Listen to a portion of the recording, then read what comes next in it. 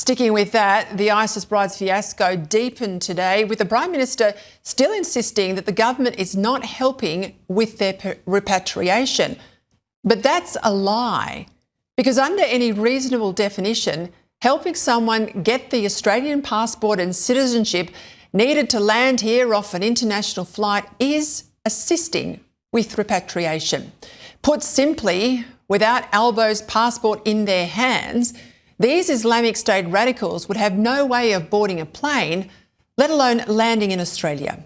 So don't be fooled by lines like this from the Prime Minister, trying to sound tough when in reality he is bending over backwards for these women. We're providing no assistance to these people and won't provide any assistance to these people, but we won't breach Australian law. And look, it's not just the Prime Minister. As revealed to you here last night, so too Dr Jamal Rifi, a staunch defender of Immigration Minister Tony Burke, who has also reportedly travelled to Syria to help these women return. And if reports are accurate, it's been Rifi who's handed them their new passports. Today, the ABC reported that the manager of the Syrian camp said this of these women, and I quote, "The Australian government had prepared the camp residents' passports and travel paperwork and suggested that their families collect these documents, presumably before going to Syria to deliver them." دولة أستراليا جو سياسة بتشكي أمور نواهنا مشاكل نوا سياسات نوا دهنا كدولة أستراليا دمان هذا نكارن هرن وادرخن وبينن سري أساسي قلنا مع الباتا قد فيدا مدام كارن بينن موك دولة أميش ورا جواز سفرة شفا مع الباتا كنت كام بارو جامي جواز سفرة ورقياتي واتشيكر هون وك مع الباتا هرن واستلام كش كام بيدرخن بين. It's interesting there, isn't it, that she used the repatriation word. In Syria, they're calling it repatriation. Only in the Prime Minister's office, they are not. Now, the first question for a government that claims not to be assisting in these terrorist sympathisers' repatriation is how these passports came to be issued in the first place. To obtain a passport in Australia, an applicant needs original copies of documents such as a birth certificate or a naturalisation certificate or a previous passport. They also need a guarantor to vouch for their identity, and then it is mandatory, now I repeat, mandatory, for the application to be lodged personally at an embassy. In this case, personal lodgement would not have been possible because there's no Australian consular presence in Syria, and the residents in these camps have been kept up until now in detention.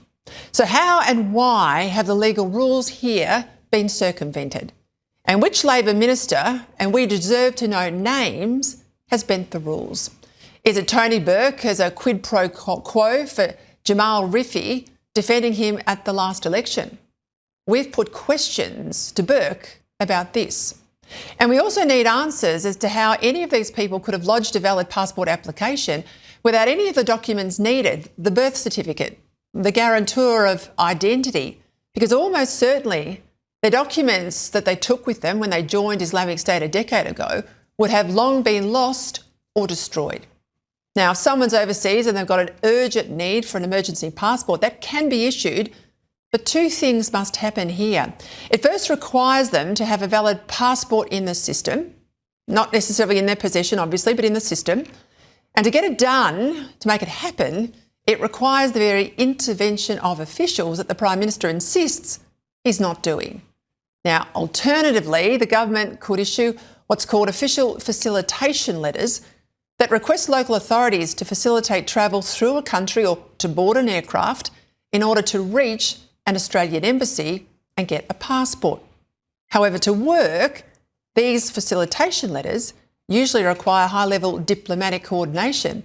In other words, again, the sort of government assistance that the Prime Minister again today denies he is providing. So where are the specific questions to the Prime Minister and Burke that I am raising here for them to rule out this sort of support?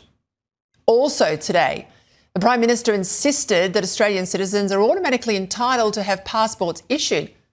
But since when has this been doable through relatives? Or indeed through Tony Burke's political ally, Dr Rifi? 34 women and children have received passports, so really the government is helping in that respect? No, people are having an implementation of Australian law is what is happening. What's more, for all this talk about applying the law, the Prime Minister's conveniently forgotten he already has all the powers he needs to refuse these women a passport. And that's because all of these women left Australia to travel to a terrorist-controlled war zone, and that's a breach of Australian law under the Passports Act, meaning Albanese could stop these women coming to Australia under existing laws, but he does not want to. He chooses not to, despite the grave risk they all potentially pose to this country. Here is former Detective Superintendent David Craig making this very sober assessment on my show last night. It's my opinion that every single one of these ISIS brides is either fully radicalised or subservient to those that are. That's the only way you could end up in trying to be part of an Islamic caliphate and leave a peaceful country to go and do so. Now, if they're either of those two, they are an unacceptable risk. And this too on their trophy status amongst Islamists in Australia, and so to their children, some of whom are close to adulthood. They come back with a lot of credibility, if you like, in radical Islam because they've actually been there. They actually were part of the jihad. For these kids to be raised with that mindset and now come back to Australia, how are they? It's not fair to try and expect them to integrate fairly or be treated fairly by Western society when they come back with that sort of evil credibility. David Craig, a former AFP, Australian Federal Police expert in counter-terrorism. That's his view. He knows what he's talking about. Let's never forget, ISIS wanted these women to leave Australia to engage in jihad, to join a terror organisation, to breed the cubs of the caliphate, they were called, to breed the next generation of killers. It wasn't just terrorists that ISIS sought to recruit in the West, but women to breed radical Islamic hate. When pushed about the involvement of a long-time political ally, Dr. Rifi, in helping these terrorist sympathisers, Tony Burke claimed ignorance, telling the media he's got no idea if Rifi's overseas and that he hasn't discussed any of this with him. Well, what a crock. Tony Burke is the Home Affairs Minister.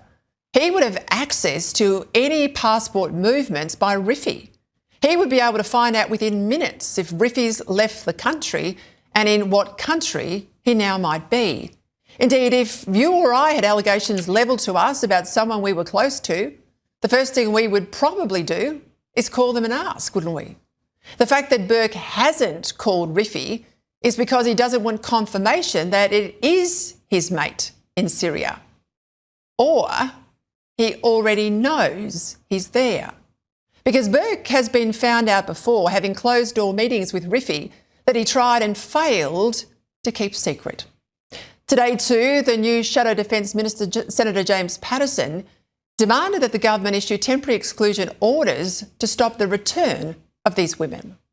Temporary exclusion orders are a very important tool that is designed to keep Australians safe. It appears that they're associated with a listed terrorist organisation, ISIS, which is a crime. It is possible that they breached the declared area provisions, which prevented Australians from going to Iraq and Syria during the period of Islamic State. And it's also possible that while they were there, they participated in the crimes of ISIS.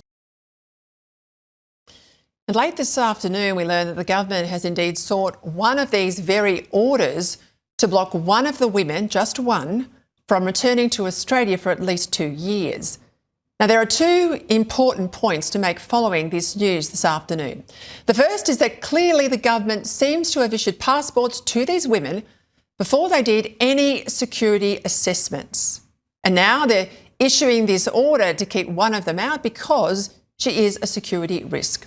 The second point I want to make, if the government can keep one out, it can keep them all out, as they must, as Britain and many other countries have done and continue to do. And as Australians clearly expect their government to do, especially after the Bondi massacre. These are known Islamic State women, and we have clear links, as alleged by police and intelligence agencies in the court this week, between the alleged Bondi gunman and Islamic State. If the police are right, Islamic State was the genesis of December's terror attack in Sydney. So why on earth would we allow back into this country anyone, man, woman or child, connected with this terrorist organisation? I mean, how stupid are we? It's bad enough that Labor is doing what they are doing. It's even worse that they've been caught out lying about it and they are still trying to cover it up.